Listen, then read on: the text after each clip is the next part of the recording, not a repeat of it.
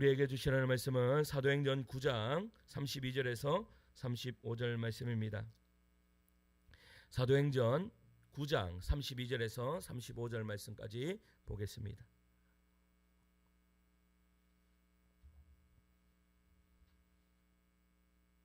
제가 한 절 읽고 성도님들 한 절 읽고 교독하여 읽도록 하겠습니다. 제가 먼저 읽습니다. 그때에 베드로가 사방으로 두루 다니다가 루다에 사는 성도들에게도 내려갔더니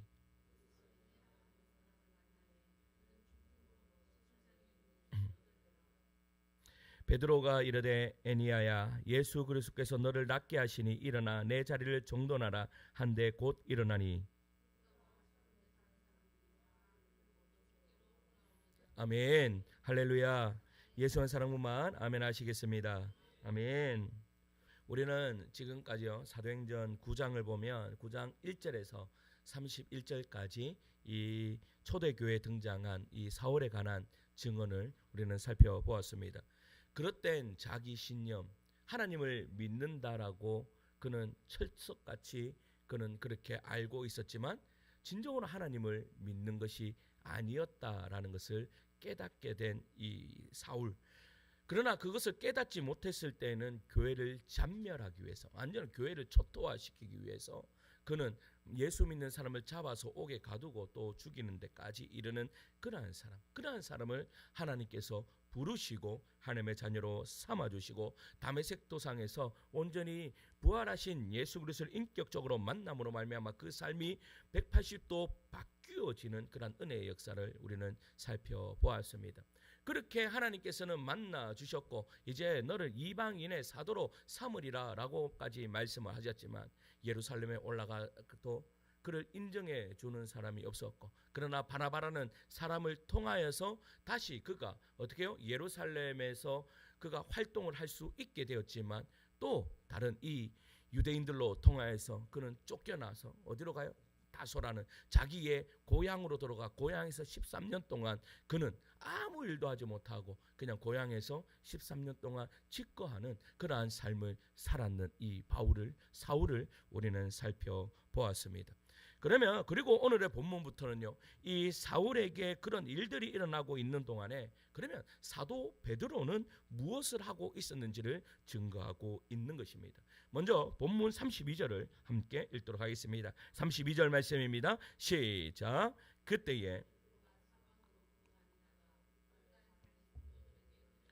아멘. 그리고 36절도 우리 본문 아니지만 36절도 한번 읽을까요? 시작. 욥바에 다비다라 하는 여제자가 있으니 아멘. 여러분 베드로가 예루살렘 서북쪽 지중해 연안 도시 루다와 그리고요 욥바에 이르기 전에 그곳에는 벌써요 주님을 믿는 그리스도인들이 일어났다라는 사실입니다. 어떻게 이 지중해 연안에 있는 이 도시들에 예수를 믿게 되었겠습니까? 우리는 짐작할 수 있습니다. 지금까지 살펴본 바로는 누가 가서 복음을 전했을까요? 빌립입니다. 빌립.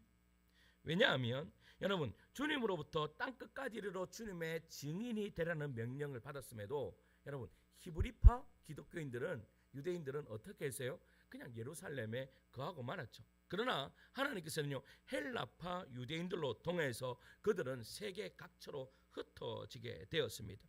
때마침 스데반의 순교로 촉발된 유대교의 대박해로 인해서 그리스도인들이 예루살렘에 떠나 흩어진 가운데 헬라파 그리스도인들이 두조적으로 복음을 전했다라는 겁니다. 그 대표적인 헬라파 그리스도인 중에 빌립 지사님이 있잖아요. 그 빌립 지사님이 2000년 교회 역사상 최초로 사마리아인에게 복음을 전했고 그리고 또 에티오피아 내시에게 세례를 베푼 그는 기독교 역사상이요 이방인에게 세례를 베푼 최초의 그러한 그리스도인이었다라는 사실입니다.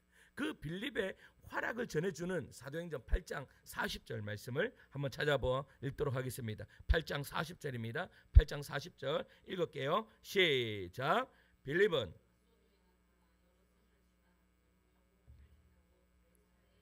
아멘. 여러분 빌립은요 에티오피아 내시를 만나 남쪽 광야 길이 끝나는 가사 위쪽에 가사가 어디 있는 줄 아세요? 가사 지역이 가사 그리고 아스돗 이 지역이 블레셋 지역입니다. 그러면 블레셋 지역이 어디예요? 지금 가자지구 있는 쪽이 블레셋 지역입니다. 그러니까 이 해안 밑에 이 지중해 연안, 그러니까 이스라엘 밑에 있는 그 해안 쪽에 있었다라는 거예요. 거기에서부터 이제 복음을 전해서 북상하게까지 이르러서 어디까지 갔다라고 이야기해요? 가이샤라까지 갔다. 가이샤라는 요빠 위에 있습니다. 요빠 위에 있는 가이샤라까지 이르렀다. 그러니까 이 빌립 집사님은요, 그 밑에 있는 가사로부터 시작해서 이제 그 해안도로를 타서 해안 쪽으로 해서 쭉 그 지역을 올라가면서 복음을 전했다라고 그렇게 우리는 짐작할 수 있다라는 겁니다. 그리고 지금 이 본문 속에서 사도 베드로가 누구를 찾아요? 그들을 찾아간 거예요. 여러분, 이것은 어디에서 또 살펴볼 수 있는 거예요? 여러분, 이 빌립이 사마리아에서 복음을 전했더니 그 사마리아에 많은 그리스도인들이 일어났다 했을 때 누가 찾아오죠? 베드로가 찾아왔습니다. 베드로가 찾아와서 그들에게 세례를 주고 성령을 어떻게 받게 그렇게 했습니다. 그러니까 지금도 마찬가지예요. 그 지역에 있는 요빠와 이러한 곳에 예수 믿는 사람들이 일어났다라고 하니까 베드로가 그것을 찾아온 거죠. 그러니까 여러분 보세요. 우리는 살다 보면 사람마다요 능력이 다 다릅니다. 큰 능력이 있느냐 없느냐, 여러분 주님 앞에서는요 이 사람 내가 큰 능력이 있다 없다가 그렇게 중요하지 않다라는 사실입니다.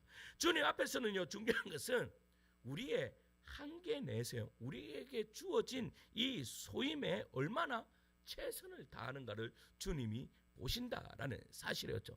보세요, 빌립이 할 수 있는 일을 했습니다. 빌립은 가는 곳마다 여러분 어떻게 해요? 예수를 믿으라고 그렇게 합니다. 그 뒤에 누가 따라가요? 사도 베드로가 따라가서 그들에게 어떻게 해요? 성령 받으라고 기도해주고 그들에게 어떻게 해요? 말씀 아래에서 바로 서도록 그렇게 만들어지는 그 일을 감당했다라는 사실입니다. 베드로에게는 어떻게 보면 여러분 처음 만나는 사람을 만나기가 너무나 힘든 거예요. 처음 만나는 사람. 좀 낯서는 거예요. 근데 빌립은 전혀 그렇지 않아요. 처음 보는 사람에게도 말을 잘 걸어요. 그러니까 이 사람에게 어떻게 해요? 이 사람이 내가 할 수 있는 일, 하나님 제가 할 수 있는 일은 이것까지 하겠습니다 라고 하고 그는 그 자리에 떠나는 거예요. 그랬더니 하나님께서 누구를 보내시는 거예요? 베드로를 보내서 베드로가 또 할 수 있는 일을 한다라는 거예요. 우리들도 마찬가지입니다. 우리가 신앙생활을 하다 보면 목사님 어떻게 그런 일을 제가 할 수 있겠습니까? 또 하나님께도 이렇게 우리가 반박할 수 있습니다. 하나님 저에게 시킬 만한 일을 시키십시오라고 그렇게 이야기할 때가 있습니다. 그러나 하나님은요 우리를요 나를 더 잘 아십니다. 나를 나보다 더 잘 아시니까 할 수 있으니까 하나님께서 우리에게 그 자리를 허락하심을 믿으시기를 소망합니다. 그러나 보세요, 그 자리에서 내가 어떻게 해요?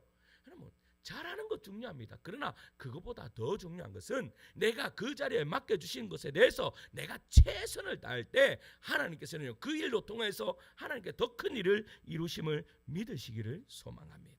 그렇다고 해서 큰 역사를 이루어 가시는 거예요. 여러분 내가 나의 역량은 이 정도인데 여러분 하나님이 더 큰 것을 더해 그러면요 예수 믿기가 너무나 힘이 듭니다. 예수님 교회 신앙생활 하는 것이 너무나 힘이 듭니다. 그러나 하나님은요 우리에게 능력을 주시면서 은혜를 주시면서 할 수 있는 은혜를 주시면서 그 일을 하도록 그렇게 만들어 주신다라는 사실입니다. 그래서 우리에게 중요한 것은 뭐예요? 내가 하겠습니다. 그러나 하나님 저 아시죠? 저 요 정도입니다. 요 정도. 요까지 최선을 다하겠습니다. 그러나 중요한 것은 하다 보면 이 정도를 넘어가는 그러한 은혜의 역사가 이루어질 줄 믿습니다. 그렇게 했는데요. 본문 33절에 보세요. 본문 33절에 어떤 역사가 일어나는가 하면 함께 읽겠습니다. 33절입니다. 시작. 거기서 여러분 거기에서 누구를 만나요? 애니아라라는 사람을 만나요. 그는요 중풍병자예요. 8년 동안이나 병상에 누워있던 사람이에요. 말이 쉬워 8년이지. 여러분 우리 가족 중에 만약에 아파서 8년 동안 누워있는 그런 병자가 있다라고 한번 생각해 보세요. 저는요 애들 뭐 하루 이틀 우리 애들이요 엄청나게 건강해요. 하루만 딱 아파도 그 다음날 되면요 벌떡 일어나요. 얼마나 감사한지 몰라요. 그러니까 아빠를 닮았구나. 건강한 게 근데 중요한 거는 내가 요즘에 건강하지 이 기침이 끊이지 않고 왜 이런지 비실비실 하는데 제가 잃었던 적이 단 한 번도 없거든요. 이래 보면 내가 건강하게 보이잖아요. 이래 원래 촌 사람들이 건강하거든, 잘 안 아프고. 근데 왜 이런지 몰라. 그런데 여러분 그런 식구 뭐 하루만 아파도 여러분 주변에 있는 얼마나 힘이 들어요. 여러분 제가 아프니까 여러분들 기가 아프잖아요. 계속 기침을 하니까. 그러니까 주변에 있는 사람들이 얼마나 힘들어요. 그러니까 이 애니아 같은 경우도 여러분 8년 동안 얼마나 고통 가운데 절망 가운데 있었겠어요. 근데 베드로는 그 가련한 애니아를 보는 순간 자신을 하여금 이 애니아를 만나게 하신 주님의 마음을 읽습니다. 와, 내가 근데 여기에 왔는데 왜 이 애니아라는 사람을 만나게 하셨는가? 거기에서 여러분 베드로에게 있었던 은사는 바로 이거 같아요. 여러분 예수님을 인격적으로 만나고 난 성령의 충만함을 만나고 난 다음부터 베드로에게 생겼던 것이 있습니다. 그것이 뭔가 하면 하나님의 마음을 읽는 눈이었습니다. 그러니까 어떤 사람을 보면 예전에는 그냥 모든 사람들이 지나쳐 버리는 그러한 사람이었는데 베드로에게는 한 사람 한 사람이요. 이제는 중요한 여러분 베드로의 성격은요. 우리가 뭐 디스크 검사를 하든지 MBTI를 하다 보면 베드로라는 사람은요. 여러분 사람을 소중하게 여기는 사람이겠습니까? 아니면 일 중심의 사람 중심의 사람이겠습니까? 일 중심의 사람이겠습니까? 사람 또요. 누구 중심? 일 중심의 사람입니다. 베드로는 완전히. 왜 그런가 하면 이 사람은 어디에 집중되어 있는가 하면 내가 어느 위치에 있는, 내가 어떤 자리에 있는, 내가 어느 선까지 내가 올라가야 하는 여기에 더 집중되어 있는 사람입니다. 그러니까 이런 사람은 무슨 사람이라고 볼 수 있어요? 사람 중심의 일 중심의 사람이라고 볼 수 있는 거죠. 그러니까 예수님이 이야기만 하시면 내가 먼저 그 일을 해야 돼. 내가 먼저 가장 그 일을 내가 먼저 해야 돼. 내가 만약에요 사람을 생각하는 사람들은요 어떤 일이 딱 벌어졌다라고 하면요 어떻게 할까요? 딱 살핍니다. 살펴가지고 다른 사람이 안 할 경우에 내가 해야지 이렇게 합니다. 근데 일 중심의 사람은 아니 너희 가만히 있어. 내가 먼저 가서 내가 먼저 일을 해야 돼. 이래야 되는 사람입니다. 근데 보세요. 베드로는 일 중심의 사람이었어요. 그러면 일 중심의 사람들은 사람들 한 사람 한 사람이 눈에 정확하게 들어올까요? 들어오지 않을까요? 잘 들어오지 않습니다. 대의를 봅니다. 큰 것을 봅니다. 그래서 한 사람이 눈에 안 들어오는 거예요. 근데 베드로는요 예수님을 인격적 그 성령의 충만함을 받고 난 다음부터 한 사람 한 사람에게 집중하는 모습을 발견하게 됩니다. 그 첫 번째 일어났던 일이 뭐예요? 미문 앞에서 안전뱅이를 받는 거예요. 그 미문 앞에 있던 안전뱅이는요 여러분 뭐라고 날 때부터 안전뱅이였다. 그러면 그 사람은요 계속 그 미문에 앉아 있었던 사람입니다. 근데 베드로가요 그 미문을 몇 번 지나갔겠습니까? 수도 없이 지나갔을 겁니다. 그러나 그 수도 없이 지나가는 그 길에서 그 사람이 집중했다. 한 번도 집중해 본 적이 없어. 여러분 거기에서 베드로의 그 원문을 보면 베드로가 그 사람을 봤을 때 어떻게 봤다? 집중하여 봤다라고 그렇게 원문에 되어 있습니다. 그냥 허리멍텅하게 그렇게 봤는 것이 아니라 집중하여 봤다라고 되어 있는 거예요. 그러니까 사람을 그렇게 보는 거죠. 그런데 봐세요. 요빠라는 이 도시를 딱 갔는데도 베드로가 애니아라는 사람이 어떻게 눈에 확 들어오는 거예요. 중풍병자예요. 8년이나 되었어요. 그 여자에게 이 본문에서 뭐라고 이야기해요? 이 베드로가 지금 주님의 마음으로 그를 보았다라고 그렇게 말씀하고 있다라는 사실이에요. 여러분 우리에게도 이러한 눈이 필요하다. 우리에게도 한 사람 한 사람에게 집중할 수 있는, 제가 지난주 주일날 말씀을 드렸죠. 여러분 우리 성도들 한 사람 한 사람의 귀하지 않는 존재가 없습니다.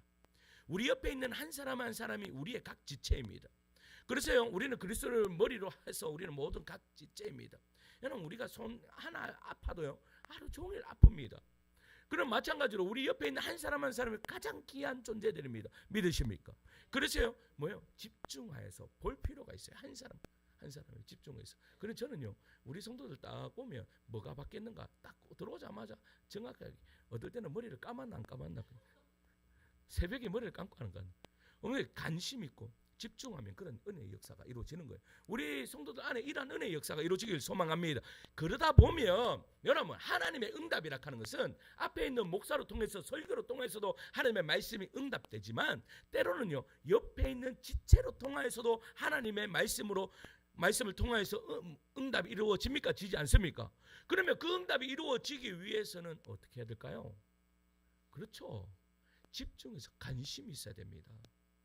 그럴 때에 여러분, 그 사람을 위해서 기도할 때에 여러분, 하나님이 나에게 주시는 여러분 마음이 있습니다.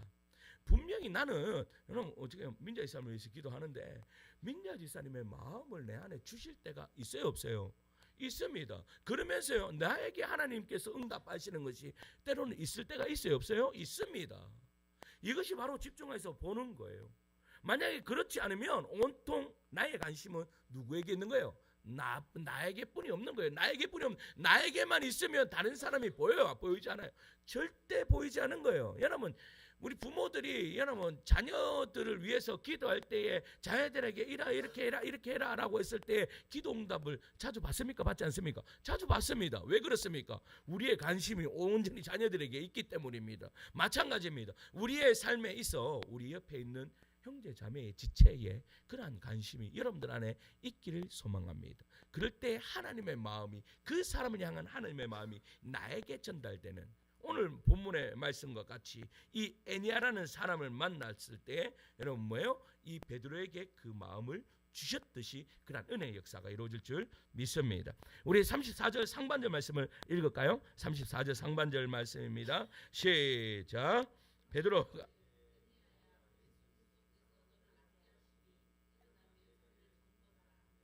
아멘. 여러분, 베드로는요 주님께서 자신을 통해 이 가련한 에니야를 치유해 주실 것을 확신하였습니다. 그러니까 뭐라고 이야기해요? 에니야야, 예수 그리스도께서 너를 낫게 하신다라고 말하고 있는 거예요. 어떻게 이렇게 이야기할 수 있죠? 베드로가 확신을 가지고 왜 이렇게 이야기할 수 있어요? 예수님의 마음을 베드로가 가졌기 때문입니다. 지금 베드로는 베드로의 눈으로 이 에니야를 보고 있지만 그것은요 베드로의 눈이 아니라 주님의 눈이었다라는 사실입니다. 주님의 눈으로 딱 보니까 예수님께서 너를 낫게 하실 거야 라고 확신 있게 이야기해요. 그러나 뭐라고 이야기하는가 하면 낫게 하시니 일어나라 라고만 이야기하지 않았다라는 겁니다. 베드로는 에니야에게 예수 그리스도께서 너를 낫게 하시니 일어나 뭐라고 이야기해요? 내 자리를 정돈하라 라고. 여러분, 바로 이것이 주님으로부터 배운 주님의 뜻이었기 때문입니다. 여러분, 항상 주님께서는요 여러분 바로 야 일어나 걸어라 라고 하실 때도 있지만, 어떠한 사람들에게는요 일어나 너의 자리를 들고 일어서라 라고 하실 때가 있습니다. 그 이야기가 어떤 이야기예요? 베데스다 연못의 이야기입니다. 여러분, 그 베데스다 연못에는요 환자들로 가득 차 있었습니다. 왜냐하면 가끔씩 천사가 내려오는데 그 천사가 내려서 물을 동일 때, 그 동일 때 맨 먼저 들어가는 사람은 치유함을 받을 것이다 라는 그러한 어떻게요? 옛날부터 전해져 내려오는 그러한 이야기가 있었다라는 거예요. 그러니까 사람들마다 그 병 고침을 받기 위해서 여러분 그 베데스다 연못 주위에 사람들로 꽉 찼다라는 것이죠. 그런데요 거기에 뭐요? 날 때부터 어떻게요? 이 38년 된 안전뱅이가 그곳에 있었다라는 사실입니다. 그러니까 이 사람에게 예수님이 찾아가셔서 이야기하죠. 내가 너에게 무엇을 해주기를 원하냐라고 물어요. 그러니까 여러분, 안전뱅이에게 원하는 것이 뭐겠어요? 일어서는 거죠. 당연히 이 안전뱅이는요 일어나기를 원합니다 라고 그렇게 하소연을 합니다. 그때 주님께서요 그에게 요한복음 5장 8절에 보면 이렇게 말씀하세요. 일어나 내 자리를 들고 걸어가라 라고 하세요.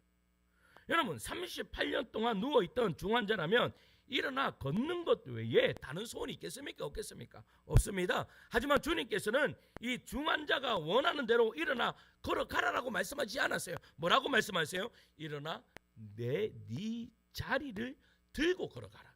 뭐를 들고 가라고요? 네 자리를 들고. 여기에서 자리라는 이 말은요 이 헬라어로 이 무슨 뜻을 가지고 있는가 하면 이 야영용 침대를 이야기하는 거예요. 야영용 침대.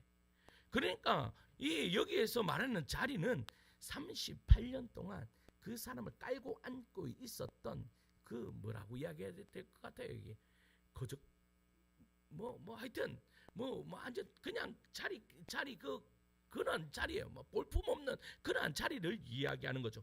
그 자리를 어떻게 해요?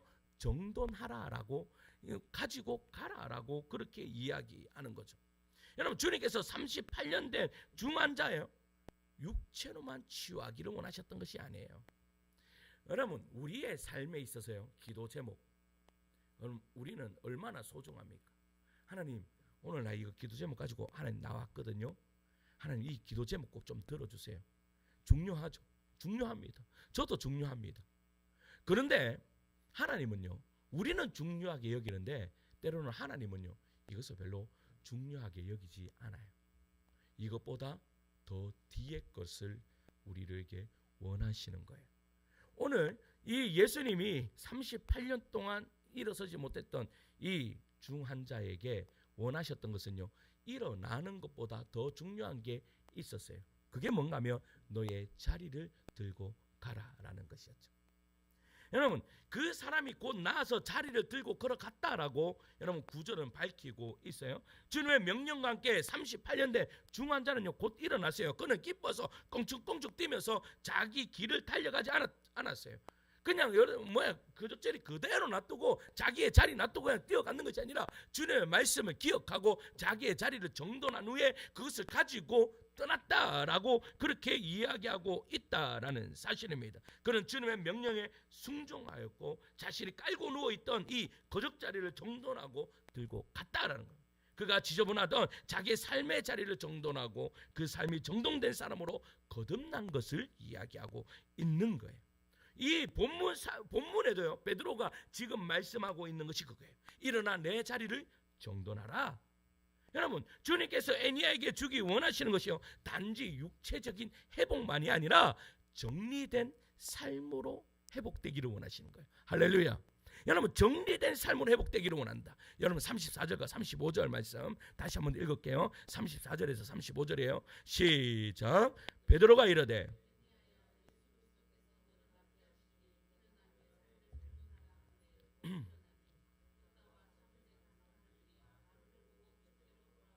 아멘. 여러분, 베드로 말이 끝나는 즉시 애니아가 어떻게 됐어요?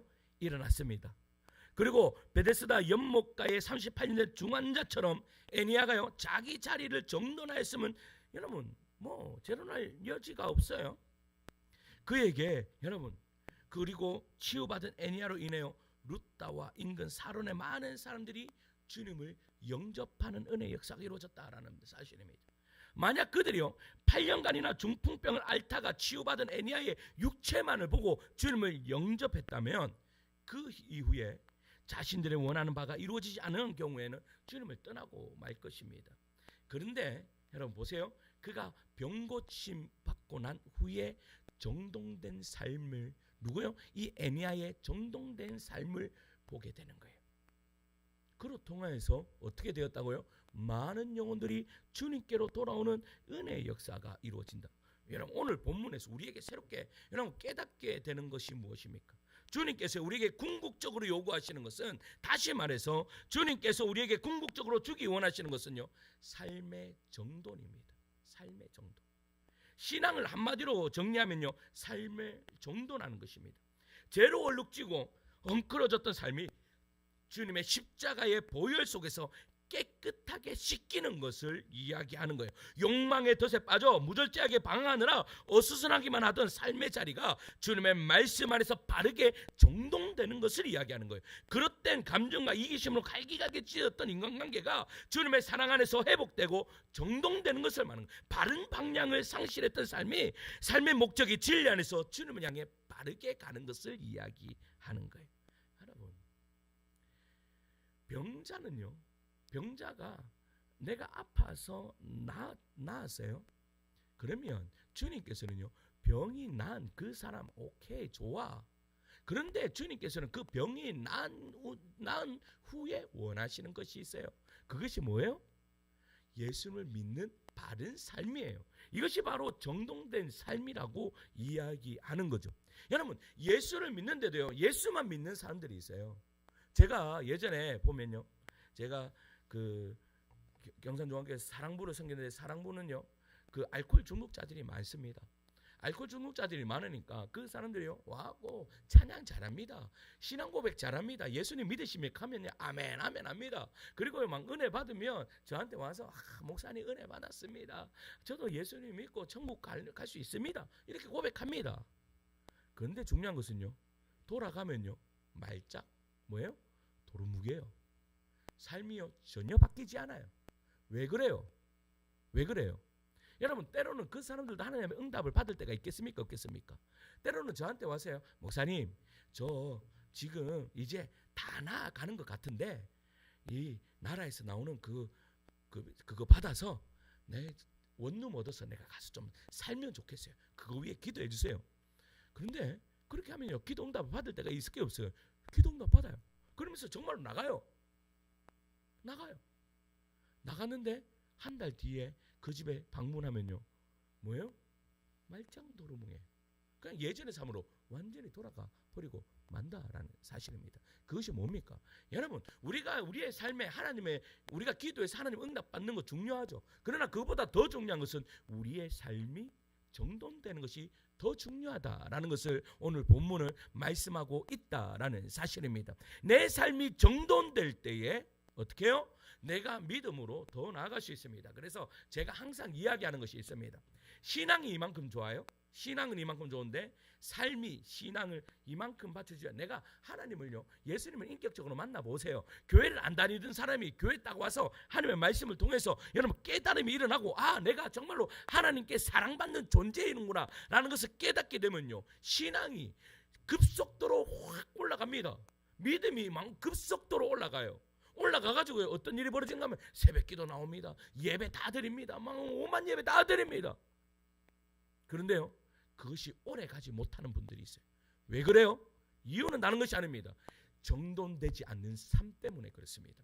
정돈되지 않는 삶, 내가 믿음이 이만큼 올라갔으면 정돈된 삶 또한도 이만큼 올라가야 내가 그 신앙이 떨어졌을 때 요만큼 떨어지지, 만약에 내가 정돈되지 않는 삶이 이 정도라면 나의 신앙은 이 정도 올라갔다가 어느 순간인가 내가요 어떤 사람에게 상처받았고 교회에 왔는데 뭐 목사님이 나한테 뭐 안 좋은 소리 해, 그러면요 급속도로 떨어져서 이미 예전하고 똑같이 돌아가는 그런 일들을요 얼마나 많이 보게 되는지 모릅니다.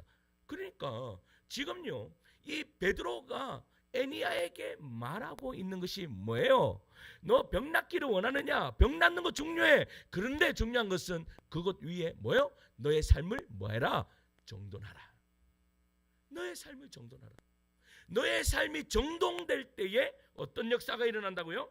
오늘 말씀 룻다와 사론에 사는 사람들이 다 누구를 보고? 그를 보고라고 이야기하고 있어요. 그를 보고. 그러면요 나았는 거 보고, 여러분 나았어요. 나았는데 이 삶이요 삶이 개판 5분 전이에요. 나았는데 이 삶이 여러분 사람들이 보기에 저게 뭐 예수님 믿는 삶이야. 여러분 이런 이야기 들어요. 그러면요 여러분 사람들이 주님께로 돌아오겠어요? 병 낫는 거 제가 안 고쳐줬어야 되는데, 이런 이야기 나와요 안 나와요? 이런 이야기가 나온단 말이에요. 저라도 고쳐줘가지고 이렇게 이야기 나옵니다. 그런데 보세요, 그의 삶을 봤다는 것은 여러분 그의 삶이 정돈되었다라고 그렇게 이야기하고 있다라는 사실입니다. 우리의 삶도 마찬가지예요. 여러분 우리의 삶에 헝클어져 있는 삶이 어떠한 삶입니까? 한번 생각해 보셔야 됩니다. 만약에 내가 헝클어져 있는 삶이 있다면 여러분 정돈하시기 바랍니다.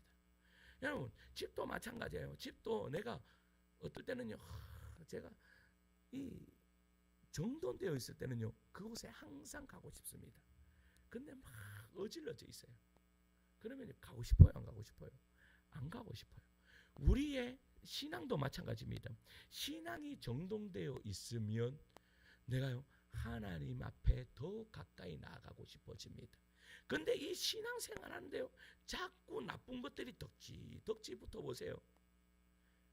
그러면요, 내가 주님 앞에 나아가고 싶은 마음이 생겨요? 생기지 않아요? 생기지 않는다라는 거예요. 그래서 주님께서 우리에게 궁극적으로 주기 원하시고 또 요구하시는 것이 삶의 정돈인데, 대체 그 까닭이 무엇이겠습니까? 왜 그러면 그 삶을 정돈하라라고 말씀하냐라는 거예요. 주님께서 이 정돈 그 자체를 기뻐하시기 때문입니까? 34절에 보면 내 자리를 정돈하라라는 이 말의 헬라어의 원문은요, 무슨 말인가 하면 너 자신을 펴라, 혹은 너 자신이 베풀라라는 그런 뜻이에요. 그러니까 베데스다의 이 중환자나 루다의 애냐는요, 여태까지 어떠한 사람이었어요? 자기 스스로 이 자리 한 번 펼 수가 없었던 그런 사람이에요. 아예 거동조차 불가능했던 그들이었어요. 여태까지 다른 사람의 도움에 의존해서 생존했던 그런 사람이었어요. 그들은 깔고 누워있는 그 자리마저도 누가 펴주지 않으면 내 스스로 펼 수 없는 그러한 것이었다라는 거예요. 그런데 지금은 어때요? 내가 나았어요. 내가 그랬고 내 자리를 정돈할 수 있었어요. 그러면 지금 그 다음부터 어떤 일이 벌어져야 돼요? 내 삶이 아니라 이타적인 삶이 나타나야 된다라는 사실입니다. 진리 안에서 자기 삶이 정돈된 사람만 타인을 위해서요, 삶이 정돈시켜질 수 있습니다. 이렇게 딱 있어 보세요. 신앙에 있어 삶이 정돈되면, 신앙이 정돈되지 않는 사람을 보면 정돈되지 않는 게 보일까요? 보이지 않을까요? 보입니다. 여러분, 청소를 잘 안 하는 사람들은 있잖아요. 어질러져 있는지를 잘 압니까? 모릅니까? 잘 모릅니다. 압니까? 근데 이 정돈돼 이렇게 잘 모릅니다. 제가 지금 우리 내 교육자실 가면요, 저도 어떨 때는 정신 사나울 때가 있습니다. 이거 정리가 잘 안 돼요. 여기 왜냐? 계속 책이요 나왔다가 들어갔다 나왔다가 하는데 책이요 막 쌓아집니다. 막 왜 그 자리에 꼭 못 꽂고 막 하는데, 그런데 이제는요 전혀 불편함이 없어요. 전혀. 왜? 거기에 딱 익숙해져 있어. 마찬가지입니다. 우리의 신앙에도 여러분, 우리의 삶이 정돈되어 있지 않으면, 그것이 나에게 익숙해져 있으면 내가 정돈되지 않으면 알 수가 없어요. 근데 정돈 잘 되는 사람이 딱 오면 오늘 우리 집사람이 한 번씩 교육자식 들어오면 여보 이거 좀 치워, 이거 좀 해라고 막 이렇게 합니다. 왜 그래요? 정돈이 돼 있는 사람을 보면 정돈되지 않는 거예요. 이게 신앙생활, 우리의 삶도 마찬가지예요. 정돈되어 있는 사람이 정돈되지 않는 사람을 딱 보였을 때, 너 이거 좀 없었으면 좋겠어. 대부분 아내들이 남편들 볼 때 그런 생각들이 많이 하죠. 남편들 보면 이거 좀 없었으면 좋겠어. 이거는 좀 정돈했으면 좋겠어. 이런 일들이 벌어져야 된다라는 사실입니다. 여러분, 그렇다면 이제 우리는요, 그동안 우리 스스로 해결할 수 없던 문제에 대한 해답을 또 얻게 됩니다. 그게 뭔가 하면 내가 나름대로 누군가를 위하여 이 편자리에서 예기치 않는 문제가 계속해서 일어나요. 그리고요, 누군가를 위해 내가 베풀었는데도 부작용이 일어나요. 내가 사랑의 이름으로, 내가 사랑하는 마음으로 누군가를 도와주고 이렇게 했는데도 뭔가가 자꾸 삐그덕 돼요. 왜 그럴까요? 이유가 뭘까요? 나는요, 분명히 하나님, 나는 이타적으로 살아, 나는 주님을 믿는 사람이기 때문에, 나는 예수를 믿는 사람 때문에 나는 도우면서 그렇게 살아야 돼 라고 그렇게 생각하는데도 자꾸 삐그덕 이런 일들이 자꾸 벌어져요. 왜 그래요? 이유가 뭘까요? 그것은요, 내 삶이 아직 정돈되지 않았기 때문입니다. 내 삶이 정돈되지 않은 상황에서 어떻게 해요? 남을 도울 때 그러한 일들이 벌어질 수가 있다라는 것이죠.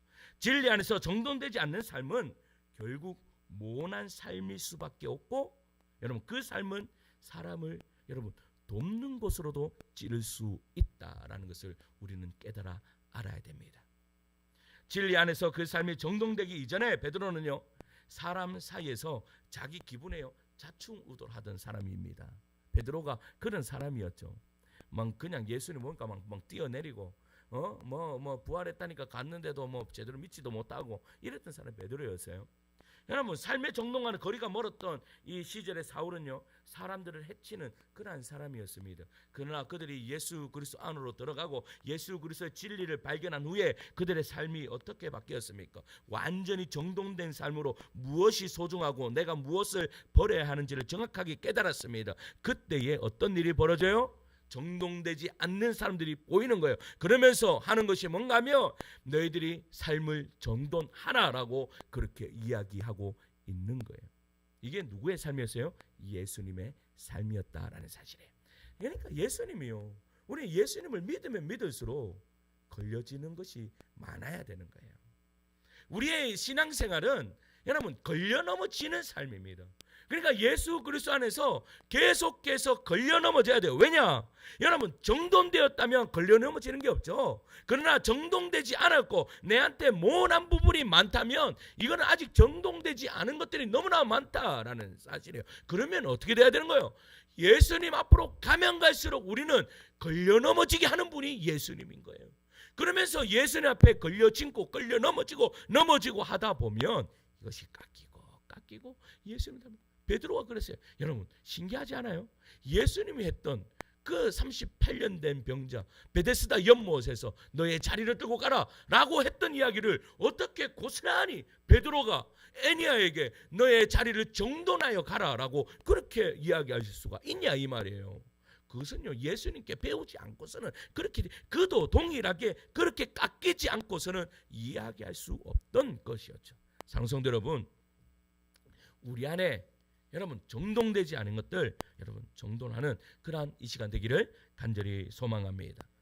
여러분 이 나기덕 시인에요 산속에서라는 제목의 시가 있습니다.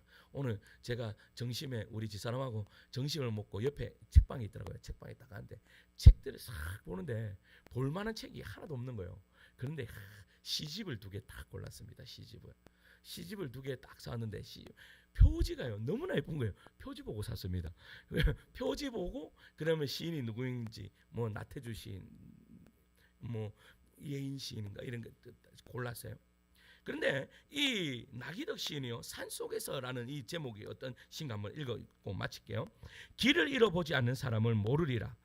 터덜거리며 걸어간 길 끝에 멀리서 밝혀져 오는 불빛의 따스함을, 막무가내 어둠 속에서 누군가 맞잡은 손이 있다는 것이 인간에 대한 얼마나 새로운 발견인지 산속에서 밤을 맞아본 사람은 알리라. 그 산에 갇힌 작은 지붕들이 거대한 산줄기보다 얼마나 큰 힘으로 어깨를 감싸주는지, 먼 곳의 불빛은 나그네를 쉬게 하는 것이 아니라 계속 걸어갈 수 있게 해준다는 것을. 여러분 마지막에 보면요 먼 곳의 불빛은 나그네를 쉬게 하는 것이 아니라 계속 어떻게 한다고요? 걸어가게 한다. 이 말이 무슨 말이에요? 여러분 산에서 길을 헤매요. 길을 잃어버렸어요. 그러면요 사람들이요 계속 따다가 보면 완전히 지쳐버리면 거기에서요 그냥 목숨을 잃고 마는 거예요. 그런데 그렇게 길을 헤매다가 여러분 불빛을 발견해요. 희미한 불빛을 발견해요. 그러면요 어떻게 해요? 그 불빛 때문에 그냥 안주해버려요? 아니면 힘을 더 내서 그 불빛을 향해요 갑니까? 그 불빛을 향해요 가는 것을 이 나기덕 시인이 이야기하고 있는 거예요. 우리도 마찬가지입니다. 우리의 삶에 빛이신 분이 예수님입니다. 그렇죠? 그 예수님 우리의 삶에 희미하게 보이지만 그 빛을 향하여 예수님을 향하여 우리의 인생을요 딱 정돈하며 나아갈 때에 우리의 삶이 완전히 정돈되어 있는 그런 삶을 살아가게 된다라는 사실입니다. 여러분 청소는 대청소하려고 그러면요 힘들어서 시작 자체를 못합니다. 오늘 제가 근사님 만나고 왔잖아요. 근사님이요 지금 엄청난 고민에 빠지셨습니다. 지금 뭐 하여튼 본인 하나님께 주시는 사명이 있는데 그 사명을 이거 어떻게 할까 겁은 나고 어떻게 할까 막 그래서요 막 고민에 빠지셨어요. 내가 그 고민을요 그냥 한순간에 해결해 드렸습니다. 뭐냐 하면 근사님 작은 것부터 시작하세요. 내가 할 수 있는 만큼 하세요. 그러면 그 할 수 있는 만큼 하다 보면 하나님 더 마음을 주시면 어떻게 편안하게 할 수 있을 겁니다. 근데 우리는 자꾸 뭐를 하려고 그래요? 큰 것을 하려고 그래요. 큰 것을 하려고 하니까 내 마음에 뭐가 먼저 생겨요? 두려운 마음이 생기지. 여러분 청소도 마찬가지. 대청소 하려고 하면요 두려워요. 그러면 어디부터 청소하는 거예요? 내 방부터 청소하다 보면 어느 순간인가 내 방 청소 깨끗이 딱 끝났잖아요. 그러면 어디가 보여요? 거실도 한번 해볼까라는 생각이 들어요. 거실에 보면 엄마 아빠 방도 한번 해줘볼까 이런 생각이 듭니까 안 듭니까? 우리의 신앙도 마찬가지예요. 여러분들 안에 있는 해결되지 아니하는 그러한 정돈되지 아니하는 그러한 삶, 여러분 작은 것 하나부터 해결해 나가는 주의 종들 되시기를 간절히 소망합니다. 할렐루야.